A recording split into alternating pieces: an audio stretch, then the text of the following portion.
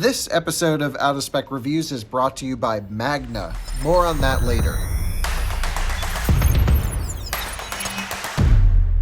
Hello and welcome back to another Out of Spec Reviews video. Since we just reviewed the Rivian a couple weeks ago, they've actually taken some of our suggestions and Rivian has software updated the truck, I think influenced pretty heavily by our coverage, which is amazing. And I shouldn't say I think, I know. I talked to Rivian about it just recently and they said, yes, absolutely. All of you in the comments and our coverage together helped shape this 2022.11.02 software update. Now, a lot of the things they had already been working on, which shows we're kind of thinking on the same track as Rivian, but it was nice to see them prioritize the items we made big issues of. Now, overall, you guys know I love the truck. I can't wait to get mine. I'm so excited about it.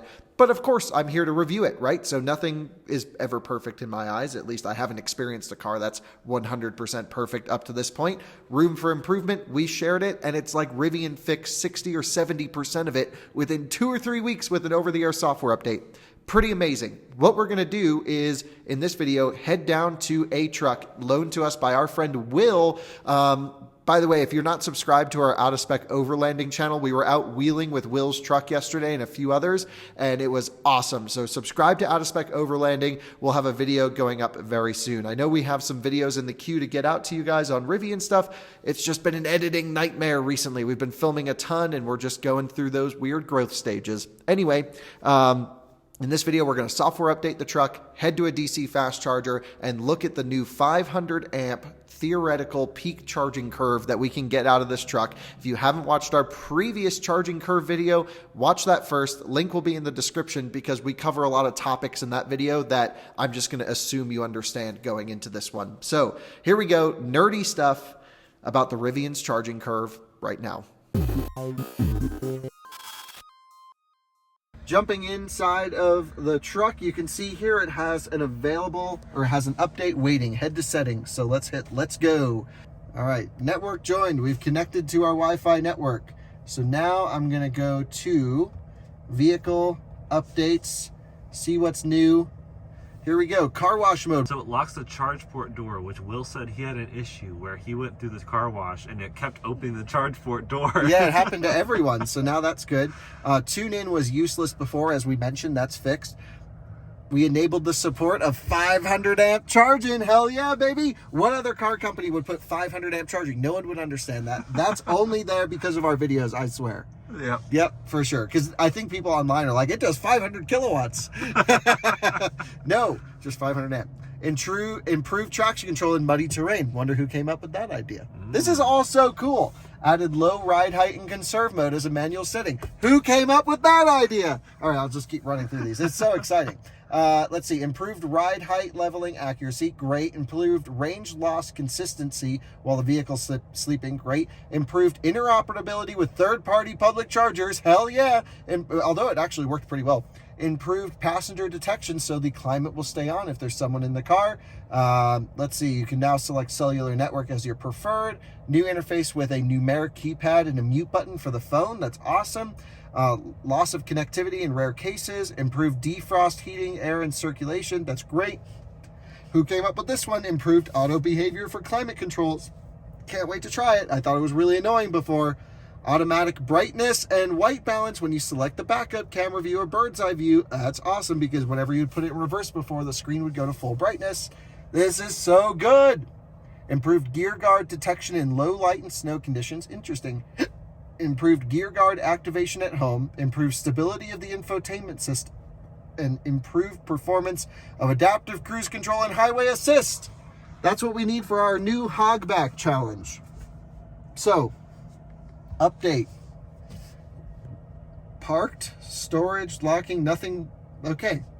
So basically we're going to park it, walk away, and come back to it in the morning. Update now.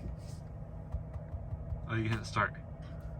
Oh, you have the override. In the Tesla, you have to tap this three times, and that's, I'm just used to that. Start. Cool. That's amazing. Preparing update. This is the future of cars. Tesla's been doing this since 2012. Okay? this is 10-year-old. This is the niche path. And honestly, no one else is even on this level yet. It has been out for 10 years.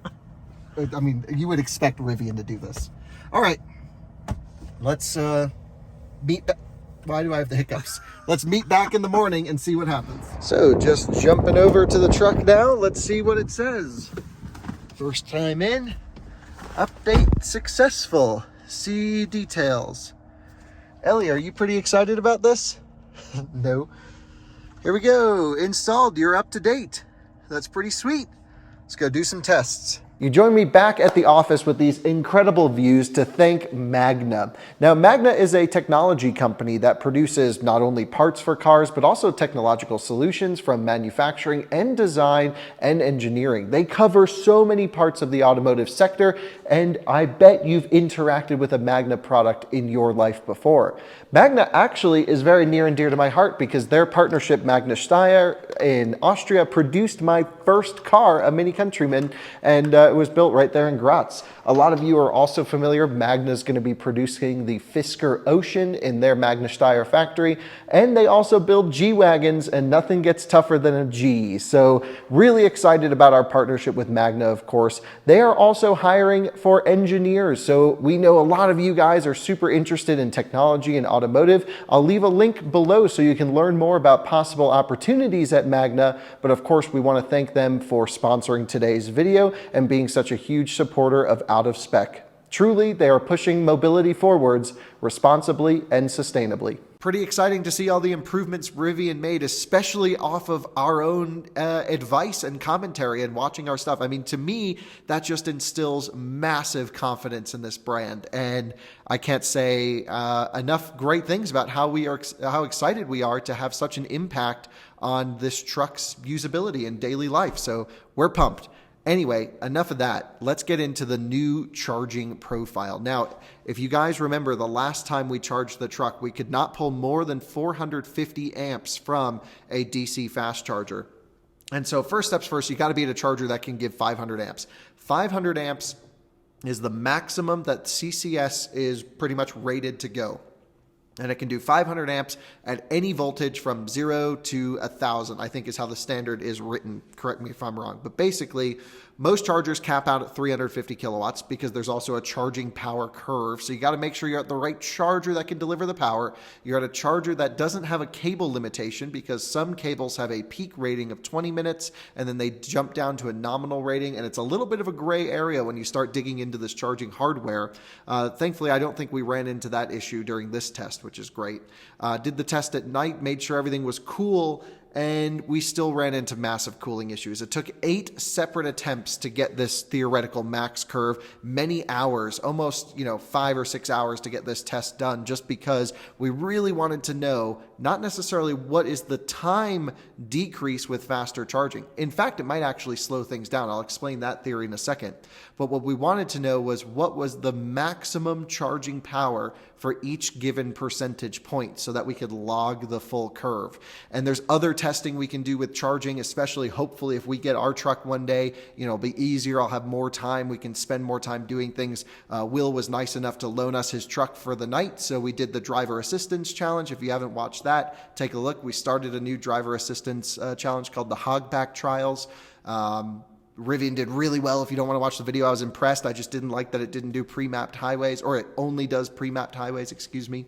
And so basically, yeah, big thermal issues here. We're going to go and I'll talk about what we're seeing throughout this thing. So what do you say we plug in at 0%, we charge it all the way to full basically as usual, and look at the theoretical maximum power the truck can pull. So plugging in at 0%, you can see we shoot right up to 499 amps, which is 196 kilowatts. Now, the battery pack voltage is going to be low on plug-in, and then it will creep up. And it seems like Rivian still has that same 450 volt cap on their battery pack, but we're already over 200 kilowatts by the time we hit 10 or 11%. What this means, just like the 450 amp request that they did last time, I'm going to pause this really quick, is that it may not be the best solution to on a road trip to plug in dead. You may want to plug in a little bit higher. What I would really do is, as soon as you get a big taper on a road trip, then just drive it down to the next station. If you get there with 10 or 15% state of charge instead of 0 or 5, you actually are going to get a little bit more charging power. But that can be all done and adapted in real time. So here's where we ran into some issues. First of all, I mentioned there's a 500 amp limit to CCS, which means you can't go any higher. But then you will comment, if I say that Tesla goes higher with their CCS in Europe. And they do, because that's on the Tesla supercharger network, and it doesn't actually follow the standard of CCS. So there's no way we'll ever get faster charging from this truck in the wild, because 500 amps is capped. Maybe I'm wrong on that, but yeah, there's no real way to output more than 500 amps on really any of the 350 kilowatt chargers that are installed today in America, public chargers. Rivian's Adventure network could, in theory, push out more than 500 amps, which could mean the truck may still be able to handle more power. And so that's a whole nother conversation. I'm just saying it's possible that Rivian won't follow the CCS standard, but at least we know the truck's capability is 500 amps with the current software, because that's what it says. And they upped it from 450 to 500, so a pretty significant upgrade in terms of charging speed. At the end of this, we'll look at all of the curves and logs. And of course, if you just want to skip all this BS, you can just go look at the spreadsheet yourself. But at around, if you take a look here, at around 16%, you'll see we just hit a wall. And forgive the camera for not being so great here on the EVgo station, but we just start dropping amps. And you know what? To me, this just looked so familiar from last time we had the truck. It was just hitting a temperature limitation somewhere, whether it's the battery pack, the cables, a connector. I don't know what the temperature limitation is without instrumenting things. That's why we have these NI boxes behind us, because we're actually going to start hooking things up to sort of our long-term testing vehicles and logging temperatures and currents and vibration and noise and doing things properly is the goal. So a big thanks to National Instruments for partnering with us on a lot of these things. And you can see, yeah, we're just tapered down to 170 kilowatts. So I unplugged. We then drove the truck around and then plugged it back in. What's weird and what leads to a little bit of, I would say, BMS sway or confusion doing it this way is every time we unplug the truck, the state of charge jumps up 3, 4, 5 percentage points over a period of 3 or 4 minutes. And what I think is really going on is just the BMS calibration needs a little bit of software fine-tuning over time. We have consistently seen on multiple trucks on different software that if we unplug at 18% and we look a couple miles down the road, we'd be at like 22% state of charge. And we're like, that doesn't make sense. But if you guys, have been following what I've been saying, I'm always like, that state of charge reading is as best as the car knows what's in there. But really, it's always taking a guess as to what's in the battery pack. And for sure, DC fast charging it confuses it a little bit. And I think it does play catch up throughout this charging session, but for sure there's some sway, and we'll see that especially towards the end when we look at the curves versus the 450 amp one. But it's close enough where we get a good idea. So anyway, you guys get the point. We unplug as soon as we start to see a massive taper that doesn't feel like a charging curve taper. We then drive the truck for a period of 15, 20 minutes trying to cool it down. We went to the drive-thru, got some sandwiches, did all the stuff. And then we plugged back in at 13%. And so here we are plugging back in at 13%. You can see it goes right up to 498 amps again, and we're going to sustain this until we overheat the following period. But basically what we're trying to do throughout this process, and I'll just kind of let this play in the background, is we want to know the theoretical maximum. So it's charge, unplug, charge, unplug. As soon as it tapers, cool it down, go back. Now, because we were doing this and we only had the truck for a night, I, first off, didn't drive it that hard on the way to the charger. There's no battery pack preconditioning, and the route planning is still okay, but not amazing. And so there's still a lot of room for improvement here from Rivian. And you can see we're doing that same plug in, unplug, logging this curve throughout the night, basically.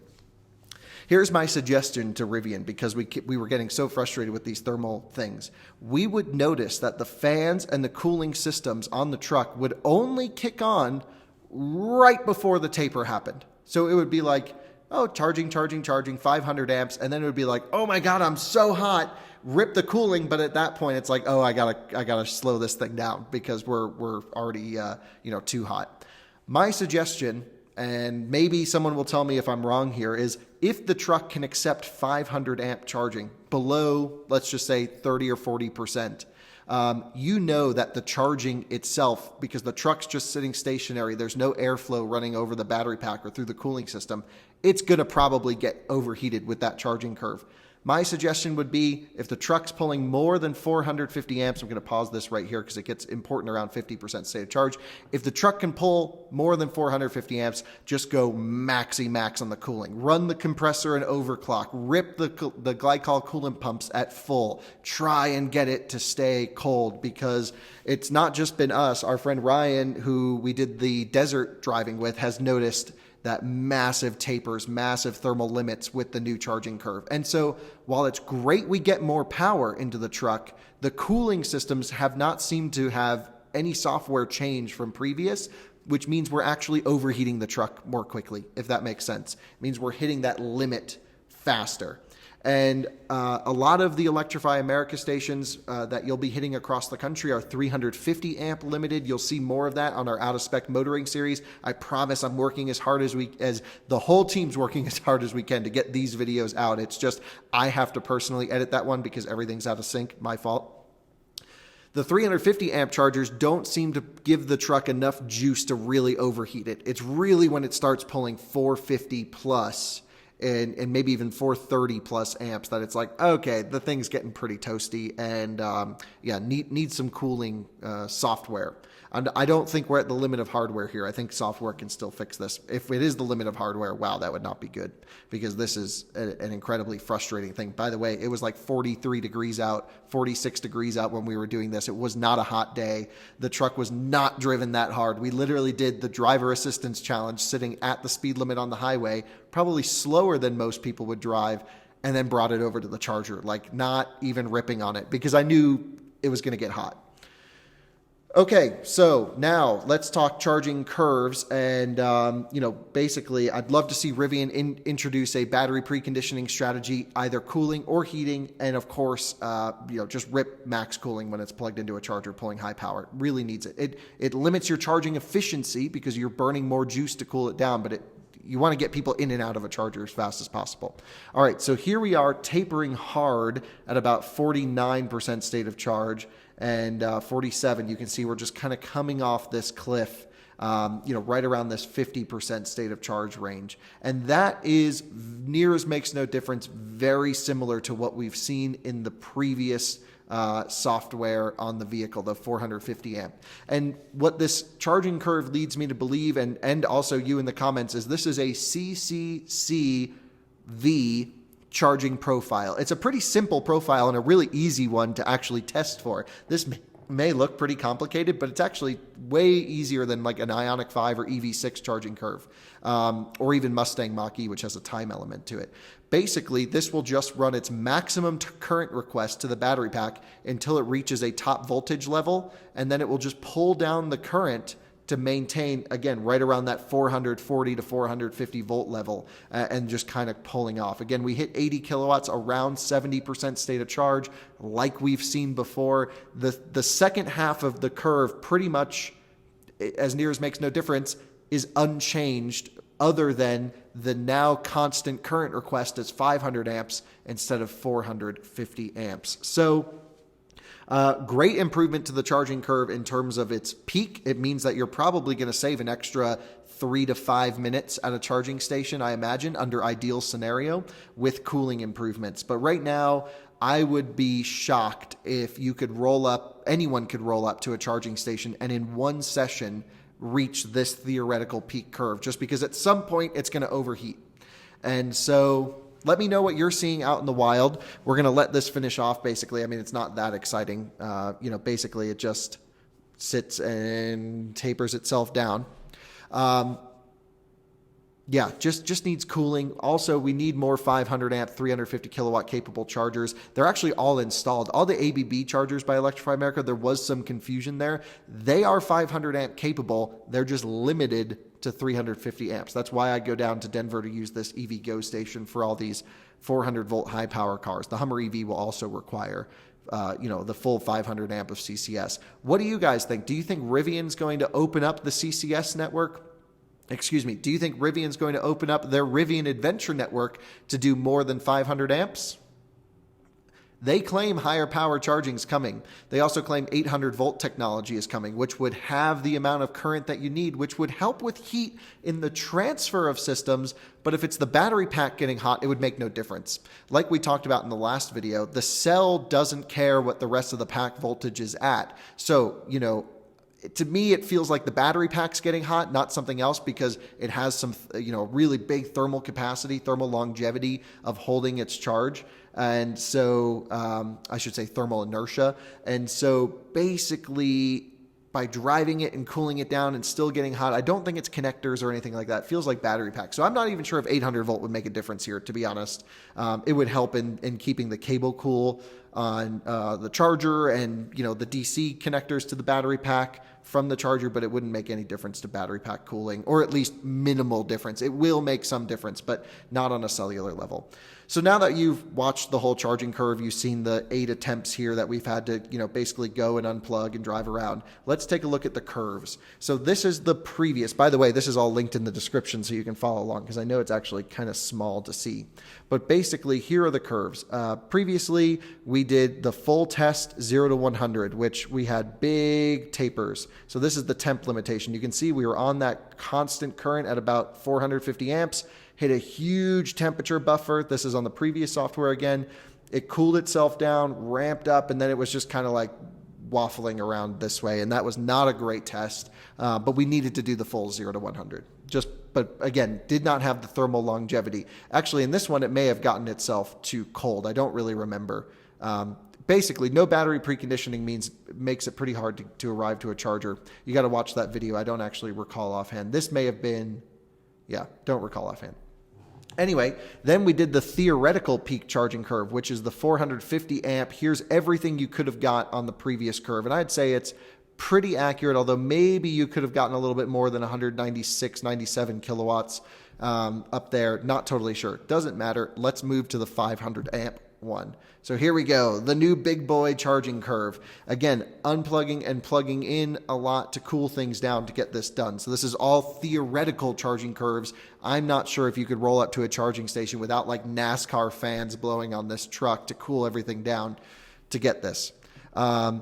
And you can just see, if we look at this first graph, exactly what we just looked at. Basically, I logged for each percentage point, the starting of the percentage point, what was the maximum kilowatt intake to the truck we were getting. This is not added to the battery pack. This is delivered to the charging port of the vehicle. There will always be some losses on the Rivian side where, for example, here you can see we were getting 217 kilowatts at 41%. The battery pack was probably getting less than that because cooling pumps were running, and of course there's always losses in transmission. But we're talking, no more than 9 to 11%, somewhere around there. And that's the curve. Potentially we had, definitely seemed to have got it a little bit hot in this region and didn't go back enough to cool it back down. But, we can kind of get an idea that this line would kind of flow right through here and just kind of walk itself down after that 50% range. So perhaps at 50%, you'll see, right around that 200 kilowatt mark or 205, given that it's not overheated would be my guess. And then you can take a look here at this curve, and this is really the big one for me, so I'm going to enlarge it so you can see here. This is the previous theoretical charging curve to the current maximum theoretical charging curve. And it is exactly what we expected to see. The same exact, again, constant current request, but as the pack voltage increases, so will total power. And so this is just going up and up and up. And then you can see on the blue line is the new line, and here we are going up and up and up. And then pretty much like I mentioned, the rest of the pack is the same. Now, there is some couple percentage point of discrepancy on all these ledges. Like, for example, this right here, 53, 78% versus 80. This 2 or 3% state of charge difference. I think this is just BMS sway more than actual changes in the curve. I just think the truck Will's truck versus the truck we were testing, they just got a little bit out of sync by a couple percentage points. And that would add up, of course, because every time we would unplug, we'd get this lift of state of charge as it tries to figure out what's in the battery pack. So I think if you can mentally kind of make these lines match up that's what it would do in the real world. And so, yeah, I mean, this is a great test. It's a really good improvement. We just need cooling to maintain this this power level for a long period of time. Or you're just going to see me roll up, use the 110 outlets in the back of the truck, all of them, bring those giant NASCAR fans and just blow cold air over the truck so that